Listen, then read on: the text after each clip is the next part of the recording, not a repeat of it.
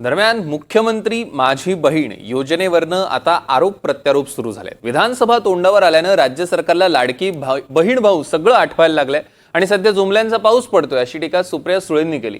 उद्यापासनं या योजनेचा बुरखा फाडू असा इशारा नाना पटोलेंनी दिला, तर त्याला रावसाहेब दानवेंनी सुद्धा प्रत्युत्तर दिलंय। तर वारकरी संप्रदाय ही सातत्याने आपले जे हे संस्कार आहेत त्याची जाणीव ठेवून अतिशय सुंदर नियोजन पद्धतीने सगळे चालतात। त्याबद्दल या सगळ्यांचे मी मनापासून आभार मानते, कौतुक करते। आणि महाराष्ट्राचे इलेक्शन 3 महिन्यावर आले, त्याच्यामुळे सरकार काय काय हातात येईल याच्यावर काय आणखीन जुमला आणि काय।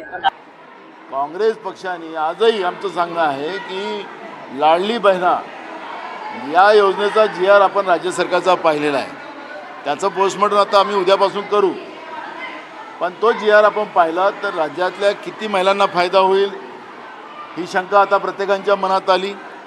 जाहिरातीमध्ये जेवढा पैसा खर्च करतात आहे, लाडकी बहीण जी योजना सरकारने जाहीर केलेली आहे योजना, त्याच्यावरून सुप्रिया सुळेंनी टीका केलेली आहे की निवडणुकीनंतर आता दादांना ही सुप्रिया सुळे योजना आठवली लाडकी बहीण। सुप्रिया सुळे आणि त्यांचे वडील या राज्याचे अनेक वेळेस मुख्यमंत्री राहिले।